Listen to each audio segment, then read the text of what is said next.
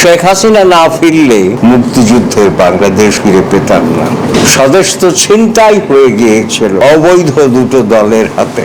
শেখ হাসিনা ফিরে সেই স্বদেশকে ফিরিয়ে আন। বৈষম্য রেখে উন্নয়ন হয় না, দলাবিহীন ঝুড়ি হবে। এসে বললেন বাংলাদেশ উন্নয়নের রোল মডেল। উপস্থিতি মধ্যে যারা আছেন সাংবাদিক সহ সবার প্রতি শান্তি ও মঙ্গল বর্ষিত হোক।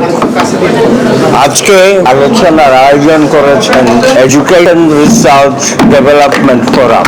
তারা আমাকে আমন্ত্রণ জানিয়েছেন বলে আমি তাদেরকে ধন্যবাদ জানাচ্ছি। সম্মানিত সভাপতি, আমি এই যাবৎ যা শুনেছি তা স্তাবকের স্তুতি শুনেছি।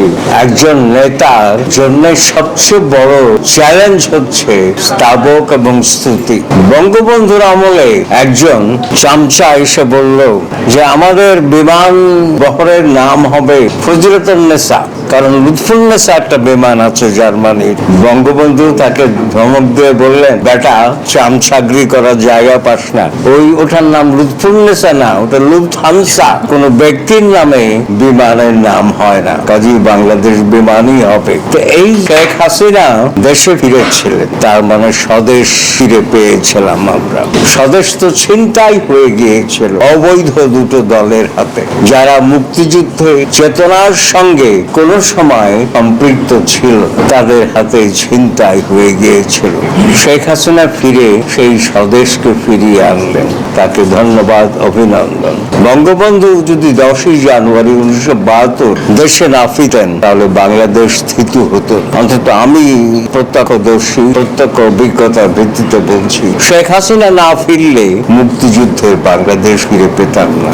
এই জন্য তাকে ধন্যবাদ। তবে দেখুন, ইউরাল অ্যালেক্সিস জনসন যুক্তরাষ্ট্রের যিনি প্রতিরক্ষা সচিব বা মন্ত্রী ছিলেন, তিনি বললেন বাংলাদেশ দলাবিহীন ঝুড়ি হবে। 1976-এ জাতিসংঘ থেকে দুজন গবেষক এসে বড়সড় একটা বই লিখেছে। সেখানে 3টি নেতিবাচক কথা। একটি কথা হচ্ছে বাংলাদেশে কোনোদিন উন্নয়ন হবে না। 1, 2, বাংলাদেশ যদি উন্নয়ন হয় তাহলে 200 বছর লাগবে। 3, বাংলাদেশের উন্নয়নের সম্ভাবনা এই মুহূর্তে আমরা দেখছি না। 2016-তে বিশ্ব ব্যাংকের ভাইস প্রেসিডেন্ট এসে বললেন বাংলাদেশ উন্নয়নের রোল মডেল। তখন শেখ হাসিনা মাননীয় প্রধানমন্ত্রী। তবে শেখ হাসিনা আসার ফলে অনেক কিছু হয়েছে, আমরা অনেক কিছু পেয়েছি। এই দেশটাকে বিশ্বের দরবারে উন্নত মর্যাদার দেশ হিসেবে পেয়েছি। কিন্তু আমার প্রত্যাশা প্রাপ্তির সমীকরণ এখনো তার কাছে হয়নি। আমি আরো চাই, তার কারণ তিনি বঙ্গবন্ধু কন্যা, তার ধমনীতে বঙ্গবন্ধুর রক্ত প্রবাহিত। বঙ্গবন্ধু 1972-এর 9 মে রাজশাহী মাদ্রাসা ময়দানে বলেছিলেন আমি কি চাই। 5 বার বলেছিলেন আমি কি চাই, যার একটি কথাই ছিল সামগ্রিকভাবে যে বাংলার মানুষ খেতে পারবে, পড়তে পারবে, মুক্ত হাওয়ায় বসবাস করবে, শুতে পারবে, প্রাণ খুলে হাসতে পারবে। আমি কি হাসতে পারি এখন? আমি বাজারে গেলে বাজার করতে পারি না কেন? আমি তো মোটামুটি ভাবে মধ্যবিত্ত, সামাজিক পরিচিতি আমার আছে। আমি ওষুধ কিনতে পারি না কেন? ওষুধের দাম কত ভাগ বেড়েছে, বাড়বেই।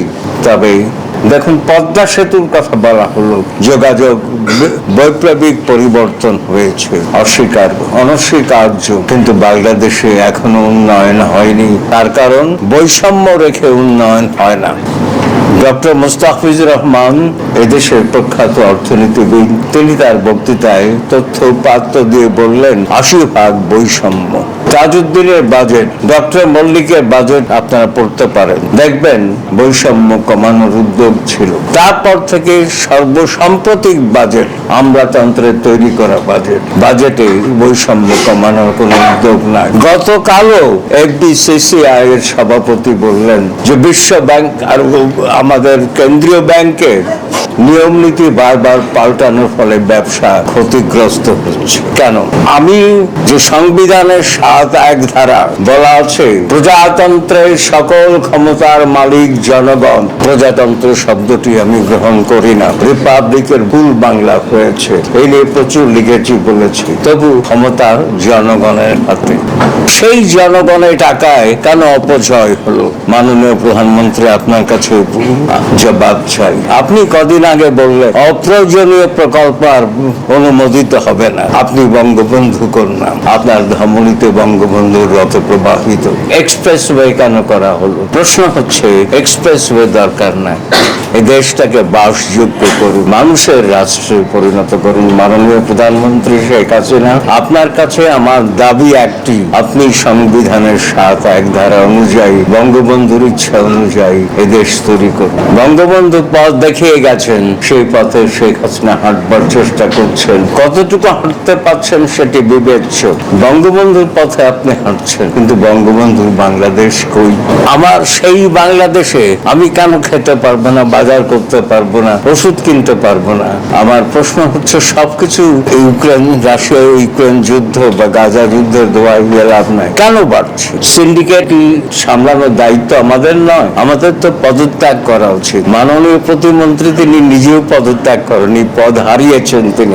আমার প্রশ্ন হচ্ছে যে এই দেশটাকে মুক্তিযুদ্ধের মাধ্যমে অর্জিত এই দেশ, রক্তে ৩০ লাখ শহীদ, ২ লাখ ৪ লাখ মা বোনের সংগ্রামের ভিত্তিতে এই দেশ পেয়েছি, এই দেশকে নিয়ে হেলাফেলা করা যায় না। সাগর রুনি হত্যাকাণ্ডে প্রতিবেদন যা কেন ১০৮ বার পিছিয়ে, আদালত কেন মহামান্য আদালত ত্বকী হত্যা ১২ বছর হয়ে গেল নারায়ণগঞ্জ, সেই ত্বকী হত্যার যে মূল আসামি আমার চোখের সামনে চলাফেরা করছে। মাননীয় প্রধানমন্ত্রী, আপনার কাছে বিচার চাই। তনু মৃত্যু হত্যার একটু নড়াচড়া হয়, তনু যেহেতু কুমিল্লার সেনানিবাসে হত্যা হয়েছে, তনু কোনো কথা নাই। আমি তো চাই আপনি খুনের বিচার করেছেন, আপনি বঙ্গবন্ধু খুনিদের বিচার করেছেন, তদন্ত কমিশন করেননি। তদন্ত কমিশন ২০১৪ পর থেকে আমার দাবি, কারণ আমি দেশি বিদেশি সব ষড়যন্ত্রকারীদের মুখোশ উন্মোচন করতে চাই। মাননীয় আইনমন্ত্রী গত ২ বছর থেকে শোনাচ্ছেন এই তো হয়ে গেল তদন্ত কমিশন, কিন্তু তদন্ত কমিশন হয় না। আপনি রাজাকার আলবাদরদের বিচার করেছেন, বঙ্গবন্ধু ৭৩টি আদালত করেছে, আপনি করেছেন এক। তবু যাক, আপনি বিচার করেন, আপনার কাছে আমরা ঋণী। আপনি খুনের বিচার করেছেন, খুনের বিচার আবারও চাই আপনার কাছে। সাগর রুনির হত্যার বিচার চাই, ত্বকী হত্যার বিচার চাই, তনু মৃত্যু হত্যার বিচার চাই। আপনি অনেক করেছেন, এই দেশটাকে এগিয়ে নিয়েছেন, আমি তো আরো চাই। আমার প্রত্যাশা প্রাপ্তির সমীকরণ চাই। ধন্যবাদ। জয় বাংলা, জয় বঙ্গবন্ধু, বাংলাদেশ চিরজীবী হোক।